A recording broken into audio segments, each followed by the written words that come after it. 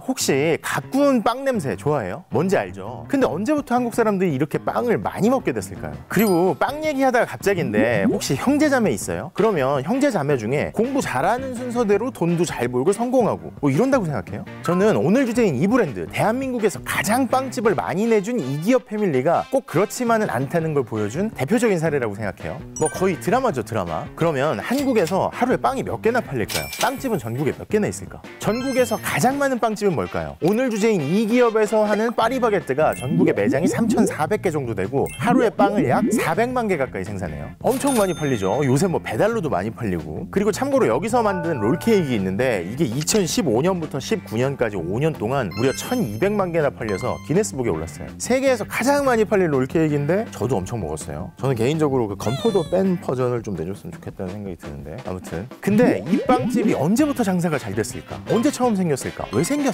이 얘기는 차차 뒤에서 설명하기로 하고요. 그러면 국내 광고 역사상 가장 유명한 노래 하면 뭐가 생각나요? 커피?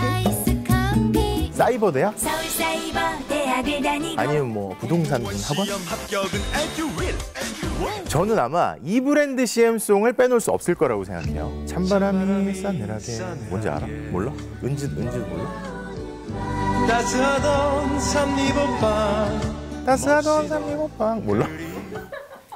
자, 오늘의 주제는요. 파리바게뜨, 파리크라상, 삼립, 샤니, 패션파이브, 파스쿠찌, 퀸즈파크, 잠바주스, 라그릴리아에다가 베스킨라빈스, 던킨도너츠, 쉑쉑버거 그리고 이제는 케찹에다가 파마산 치즈까지 국내에서 독점 판매하겠다는 제빵왕 김탁구의 전설 SPC그룹입니다.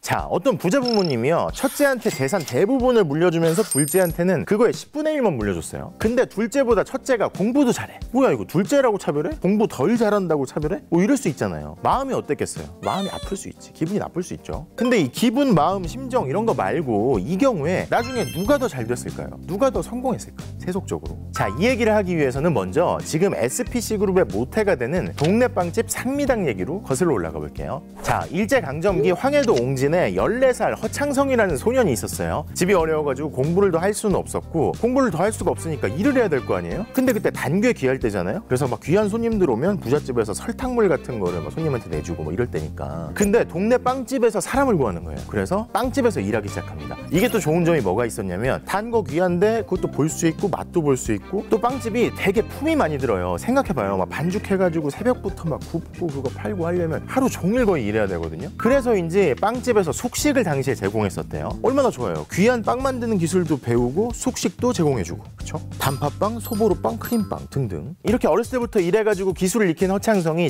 1945년에 자기 빵집, 동네 빵집 상미당을 차리죠. 근데 해방 이후에 미군이 들어오고 45년부터 50년까지 빵집이 좀 많이 생겨나기 시작했어요. 그래서 경쟁이 치열해졌죠. 종로의 고려당, 장충동의 태극당, 부산의 뉴욕제과 등등 고민이 될 거 아니에요. 경쟁이 점점 치열해지니까 이거 어떻게 살아남을까? 어떻게 빵을 좀 더 팔아볼까? 어떻게 하면 손님들 마음을 좀 끌어볼까? 고민을 하다가 이게 빵 맛을 어떻게 하는 게 아니라 생산 설비를 바꿔보자 이런 생각을 하게 됩니다. 그때 당시에 가루 연탄을 쓰는 이 무연탄 가마를 만들어가지고 연료비를 10분의 1로 낮춥니다. 그러면 빵값이 당연히 싸지겠죠. 빵 만드는 기술이 다 막 고만고만 할 때니까 막 가격을 낮춰보자, 비용을 낮춰보자 이렇게 생각한 거죠. 이렇게 새로운 시도가 어떤 결과를 낳았을까요? 당연히 잘 됐습니다. 빵이 엄청나게 팔렸어요. 손님들이 좋아하고. 그래서 사업이 번창한 상미당이 1959년에 삼립 제과공사로 이름을 바꾸고 용산에 공장을 돌리기 시작해요. 이게 동네 빵집 수준에서 주로 비스켓을 만드는, 그래서 전국에 판매할 수 있는 좀 큰 업체가 된 거죠. 참고로 그 가마는 지금도 옛날 공장터에 보존이 돼 있대요. 후기 가마가.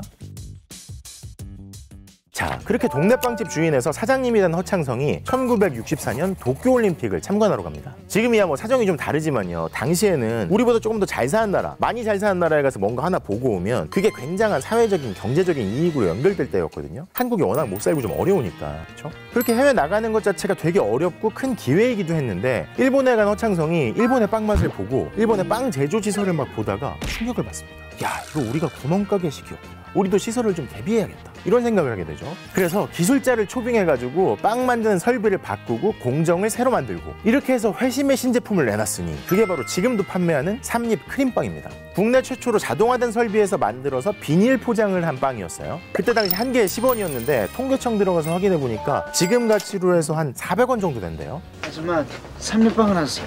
이게 먹을 거 귀하고 간식은 더 귀하던 시기에 전국적으로 데이트를 칩니다. 당시에 빵 공장이 구로공단 근처에 있었대요. 이게 특히 새벽부터 나와가지고 밤 늦게까지 일하는 공장 노동자들한테 엄청난 인기를 끌었다고 하죠. 밥 먹을 시간도 없이 막 열악하게 일하는데 이게 한 끼를 먹는 대용품 같게 된 거예요. 이러면서 빵집 빵 시대가 공장빵 시대로 접어들게 됩니다. 그리고 왜 첫 부분에 가장 유명한 CM송, 물론 모른다고들 많이 했지만 그거 말씀드렸는데, 아무튼 크림빵 인기가 영원할 수는 없는 거잖아요. 계속 올라갈 수는 없는 거잖아. 그래서 신제품 개발을 고민하다가 판 만주 있잖아요. 그거에 착안해가지고 호빵을 만들어요. 뜨거워서 호호, 맛이 좋아 호호, 삼립 호빵.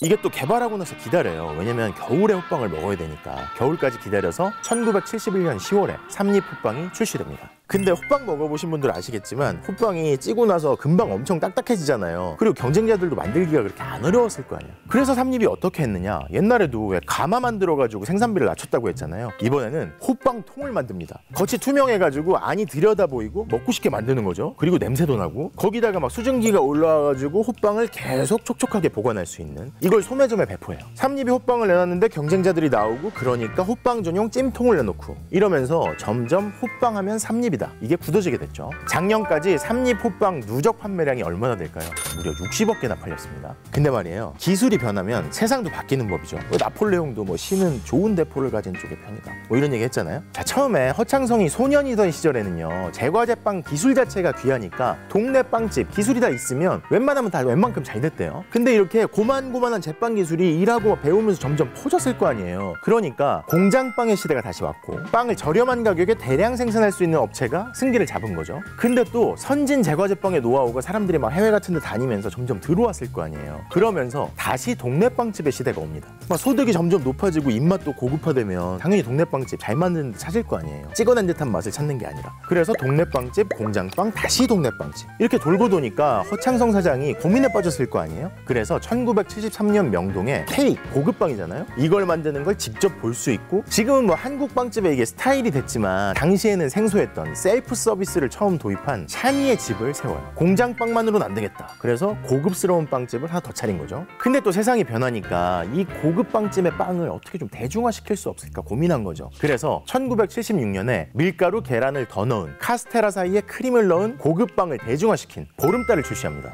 이 보름달, 그 지금 있는 보름달이요, 그게 데이트를 치고요. 당시에 1980년대에는 카스테라와 카스테라 사이에 아이스크림을 넣은 아시나요를 출시해서 80년대 삼립의 최고 히트 상품을 만들죠. 이렇게 신제품이 나오고 계속 잘 되는 과정에서 삼립이 서서히 재벌의 번열에 들게 돼요. 자, 그리고 본격적인 얘기는 여기부터 시작돼요. 드라마가 계속 승승장구만 하면 드라마가 아니죠. 혹시 첫 부분에 형제 자매 중에 더 많은 재산을 물려받은 사람, 근데 이 사람이 공부도 더 잘했어, 이 얘기 기억나세요? 자, 빵집 직원에서 빵집 주인이 되고 그 다음에 제빵회사 사장, 회장님까지 된 허창성한테 6남 일녀가 있었어요. 자, 그 중에서 본격적으로 회사 일을 도왔던 게 장남, 차남인데, 첫째 아들은요, 당시에 국내 최고의 명문고등학교 경기고등학교를 나와서 미국 유학까지 갔다 온 허영선. 이게 참고로 60년대에 경기고등학교 간 거면 공부를 진짜 엄청 잘한 거예요. 예를 들어서 68년에 서울대학교 정원이 한 2,600명 정도 됐거든요. 근데 그때 당시에 경기고 졸업생 중에 서울대 간 사람이 300명이 넘으니까요. 아무튼, 그리고 둘째 아들은요, 형만큼 성적이 그렇게 높진 않았는데 미국 유학까지 제빵학교로 갈 만큼 빵을 사랑했던, 그리고 학교 다닐 때 대형차 운전면허를 따가지고 아버지 회사 빵을 막 직접 배송하고 이랬던 빵돌이 허영인이었습니다. 근데 뭐 회장님한테 빵돌이라고 해도 되나?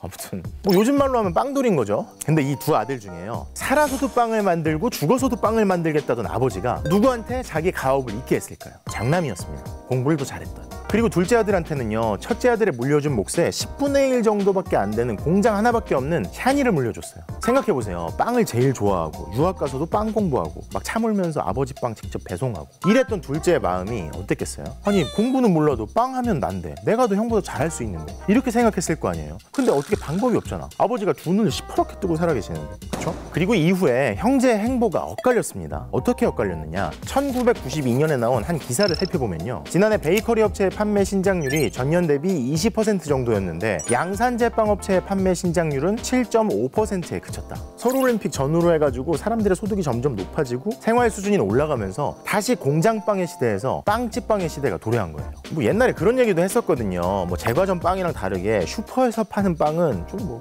밀가루 냄새 같은 게 나지? 뭐 이런 얘기도 있었으니까요. 저는 뭐 빵집빵이랑 뭐 공장빵, 슈퍼빵 다 좋아했지만 엄청 좋아했어요. 아무튼 그래서인지 첫째의 삼립은요, 빵만으로는 안 되겠다 뭐 이런 생각을 했던 건지, 아니면 좀 폼나게 다른 사업도 해보자 뭐 이런 거였는지, 음료, 패스트푸드, 콘도, 골프장, 그리고 유선방송까지 빵, 식품 이런 거 말고 다른 데도 막 손을 뻗쳤습니다. 반면에 빵돌이 둘째 샤니는 계속 빵에 집중했어요. 프랑스, 영국 회사랑 막 기술 제휴 같은 것도 하고요. 1985년에는 미국의 던킨 브랜드랑 합작을 해가지고 베스킨라빈스, 던킨 도너츠를 들여오죠. 빵에서 아이스크림 정도? 도너츠 정도? 할 수 있겠다 생각할 수 있잖아요. 그리고 이게 어떻게 됐을까요? 아주 잘 됐습니다. 지금 뭐 도너츠 잘 안 팔린다고 해가지고 이름도 뭐 던킨으로 바뀌고 던킨 도너츠에서 뭐 그렇긴 하지만 옛날에 던킨 도너츠 되게 핫한 플레이스였고요. 그리고 특히 베스킨라빈스 같은 경우는 약간 있는 집 애들의 간식의 상징 같은 거였어요. 그리고 1986년에는 반포의 파리 크라상, 이어서 1988년에는 광화문의 파리 바게트 1호점을 냅니다. 공장에서 만든 슈퍼에서 파는 빵에서 베이커리 빵, 그리고 도넛, 아이스크림, 이제 프랜차이즈 사업까지, 이게 모두 빵이랑 관련된 거죠. 이러면서 첫째의 삼립을요, 둘째의 샤니가 10분의 1에 불과했었는데 점점 따라잡아서 97년이 될 때쯤 역전을 합니다. 그리고 결정적인 사건이 터지죠. 바로 IMF 외환위기였습니다.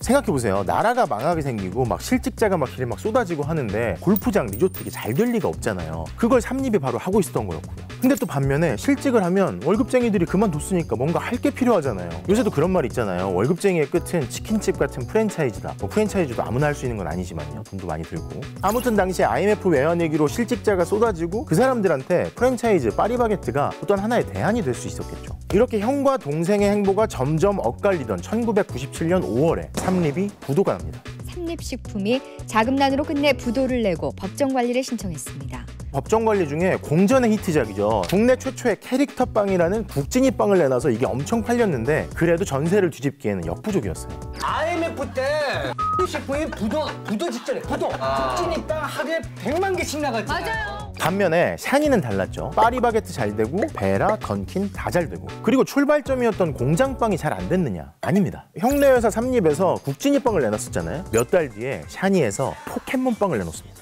이게 하루에 5만 상자 넘게씩 팔릴 정도로 엄청나게 히트를 냈어요. 아마 기억나시는 분들도 계실 텐데 애들이 막 빵은 안 먹고 막 스티커만 먹고 빵 버리고 막 그래가지고 뉴스에도 나오고 막 그랬었죠. 스티커를 모으기 위해 스티커가 든 빵을 산 뒤 정작 빵은 버리는 경우도 많습니다.